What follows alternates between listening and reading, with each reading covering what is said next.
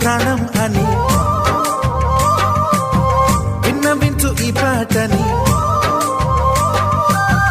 నువ్వు నా ప్రాణమని విన్నవించు ఈ పాటని. ఎక్కడో దూరానున్నా చుక్కలే విన్నా గాని కదిలించలేదా కాస్త కూడా నీ మనసుని.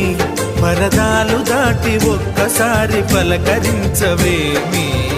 అందరినీ ఇలా వెంటపడి అడగాల సరదాగా నువ్వే ఎదురైతే సరిపోదా. నిద్రపోతున్న రాత్రి నడిగా, గుటికి చేరిన గువ్వల నడిగా,